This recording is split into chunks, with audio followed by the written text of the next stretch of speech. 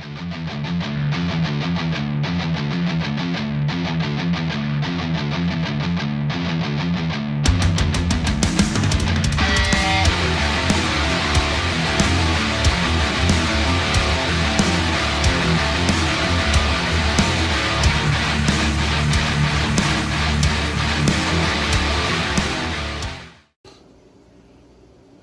guys, welcome back to another episode.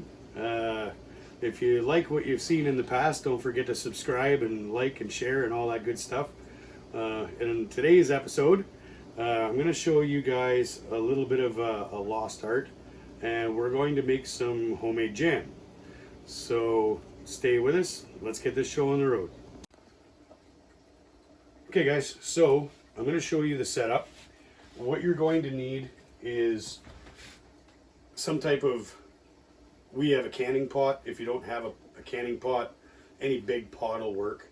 The important part is you need to be able to sink the jam jars once they're full into there and boil them for 10 minutes. So the other thing that's important, and I'm going to show you here in the oven, there's our jam/jelly jars.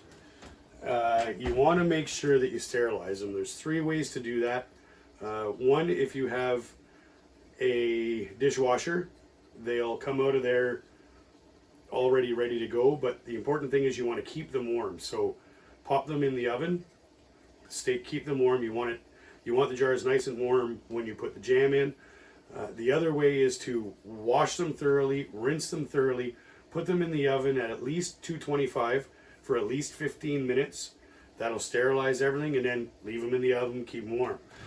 The third way you can do it is throw them in boiling water for a minimum of 10 minutes, and then take them out, stick them in the oven, keep them warm, and then they'll be ready to go. So let's move on to the next step, which is getting the berries ready. Okay guys, so for our jam, we are just going to be using the recipe on the package of Certo, which is your pectin.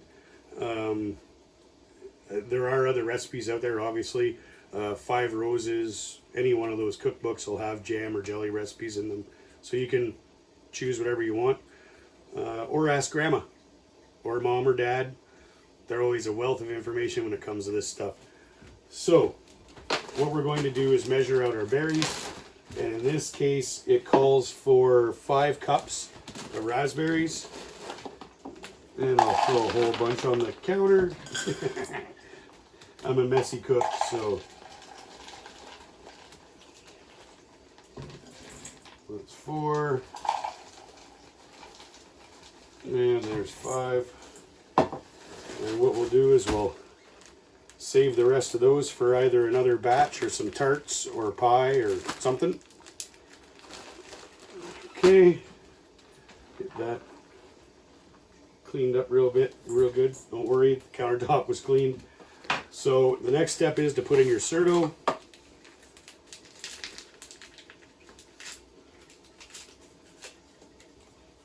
You're going to sprinkle that in. And we're going to grab a spoon. We're going to mix that up good. We're going to take it over to the stove, and we're going to get these berries cooking down. So once we have it cooked down, it's time to add the sugar. In this case, it's 7 cups of sugar. And when we get that far, we'll come back. Okay guys, so as you can see, we've got our berries cooking down. And I forgot to mention that these are wild raspberries that we picked last year. We do every year. We pick raspberries, we pick choke cherries, we pick, you name it. If you can forage it, we try to pick it. So what we do is we freeze them, as you saw there, the clip before, and then we use them for our pies and jams and jellies or whatever we happen to be making. So that's where these berries came from. And one of the steps that you have to do is, now that we've got it cooking down, you're going to take a masher and you're going to squash these berries up. And you just want to break them all up and that'll help so that you don't just have big chunks of berries in the jam. I mean, I like some chunks in there, but you want to break it up. And the other thing it's doing is making sure that that Certo is well mixed into the berries. So stick around for the next part. Okay guys, so we've now got the berries mashed. It's come to a boil. This is when you start adding the sugar. So what you want to do is add it a little bit at a time. Stir it in well as you go. You don't want to just fire it all in at once. You want to have a chance for it to mix in and not just be a great big clump of sugar in the pot, because you'll have a terrible time trying to get it to mix properly. So it takes a minute or two, so we'll be back when the sugar's in. Okay, so we're putting the last of our sugar in, and then the next step after that is bringing it back to a boil. Once it starts to boil, you boil it for a minute, and then take it off the heat and stir it for 5 minutes. So once we've got that accomplished, we'll be back. Go. Okay guys, it's been a minute. So we're going to remove it from the heat.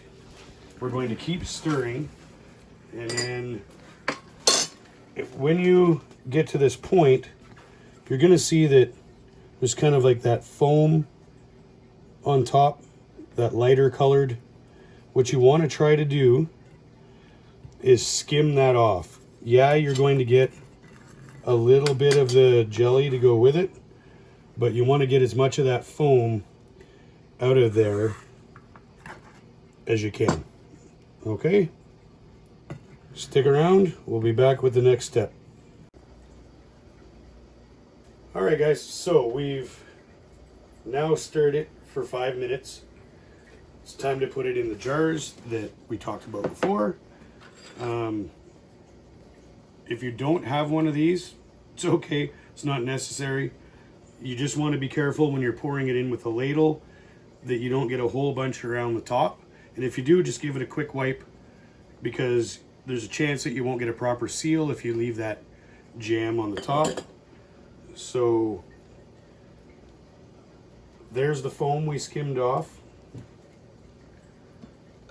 It's not like it's toxic or anything, but it will leave a funny scum on the top of your jam that some people don't like. So just skim it off.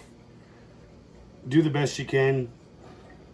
You're not going to get 100% of it, but get what you can. So now we're just going to fill our jars, and you want to fill them so that they're just about to the top. And what they would have done years ago was taken paraffin and melted it and then poured a thin layer of paraffin over the top. We're not going to do that, but that's what they would have done. So again, just fill your jars. And once you've got them all full, we're going to be putting them into the hot water, but the boiling water bath. And you got to remember, there has to be enough water in there to cover the jars. Okay, so when we get that far, we'll be back. Okay, so we have our jars filled. We've got our lids and caps. I don't know what the heck you want to call them, but make sure that if you're reusing these like we do, like everybody does, you don't have to throw these jars out when they're empty. Wash them, save everything, use it for the next batch. but you want to make sure that the seals are intact. It's because people love to take a knife and pry them open when all you really need to do is run some hot water, let it run over there, let it kind of melt the sugars down a little bit, and then you can just pop it with your thumbs. So anyway, these are warm. I'm going to set them on the top.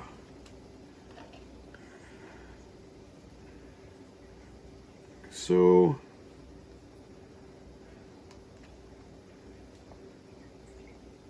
that one isn't going into the bath. We're just going to move it. When you put these lids on, you want to put them on just tight.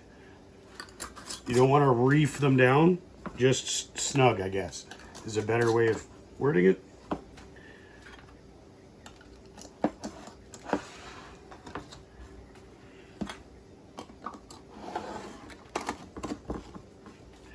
And then we're going to sit them into our rack. If you don't have one of these racks, it's really not the end of the world. You can just use a pair of tongs and put them into the water. So you just want to be careful. And into the boiling water they go. And as you can see, like I mentioned, they're submerged. You put the lid back on and they stay in there for 10 minutes. So we'll be back when that's done. Okay, so once the bath came back to a boil, we let it boil for 10 minutes. And it's ready to come out. I'm just going to go ahead and turn that off. And I'm going to try fish these handles out. And like I said, you don't have to have one of these canning pots or even that insert. You can just, you know what, for the interest of time,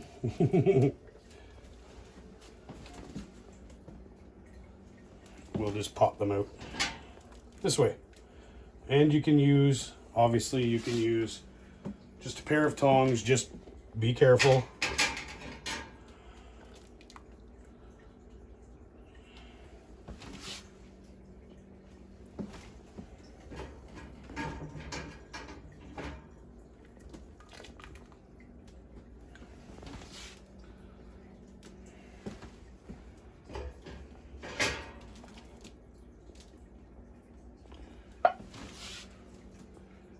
I don't know if you heard that, but that one has already sealed.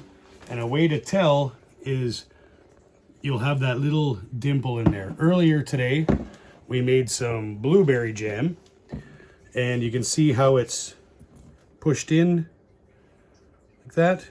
That means it's sealed. So once these have started to cool down and they've all sealed, you'll actually hear that little pop. That means it's sealed down. Once that happens, you can tighten them the rest of the way. So that's it, guys.